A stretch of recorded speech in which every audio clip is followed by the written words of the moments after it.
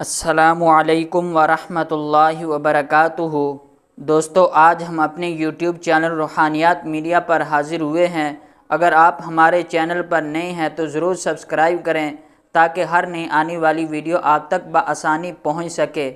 دوستو، اس ویڈیو کے اندر آج ہم آپ لوگوں کو مغربی طرز کے پیشاب خانے اور بیت الخلاء جو بنے ہوئے ہوتے ہیں ان میں پیشاب کرنا، پخانہ کرنا کھڑے ہو کر یا بیٹھ کر تو شرعاً اس کا کیا حکم ہے۔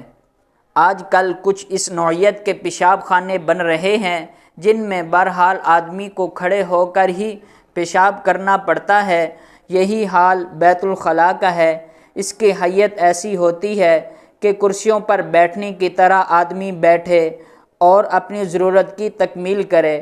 رسول اللہ صلی اللہ علیہ وسلم نے کھڑے ہو کے پیشاب کرنے سے منع فرمایا ہے۔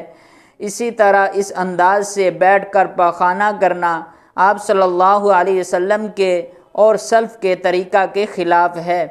حضرت سراقہ بن مالک سے مروی ہے کہ آپ صلی اللہ علیہ وسلم نے اس طرح قضائے حاجت کے لیے کہا ہے کہ کسی قدر بائیں پاؤں پر سہارا لے کر بیٹھا جائے۔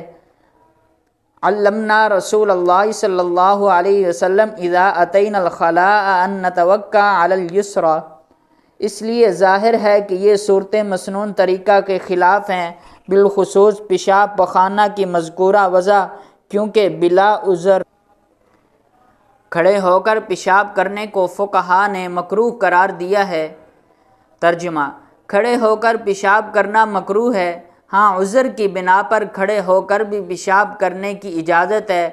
چنانچہ حدیث سے ثابت ہے کہ جہاں بیٹھ کر پیشاب کرنے میں ملوث ہونے اور چھینٹیں پڑنے کا اندیشہ وہاں خود آپ صلی اللہ علیہ وسلم نے بھی کھڑے ہو کر پیشاب فرمایا ہے۔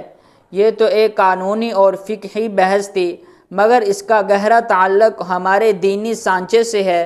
مغربی تہذیب سے ہم کچھ اس قدر مرعوب ہو چکے ہیں کہ وہاں سے جو کچھ آئے، خواہ وہ بد تہذیبی اور ناشائستگی میں کسی بھی درجہ کی ہو، کتنی بھی غیر انسانی ہو، ہم اسے ایک نعمت غیر مترکبہ اور گہر نیاب سمجھ کر اپنی معاشرت میں جگہ دے دیتے ہیں۔ یہ بھی اسی کا ایک نمونہ ہے۔ طبی اور طبعی ہر دور لحاظ سے پیشاب و پخانہ سے فراغت کے لیے جس حیت میں بیٹھنا ہمارے یہاں رائج ہے وہ زیادہ مناسب اور فطری ہے۔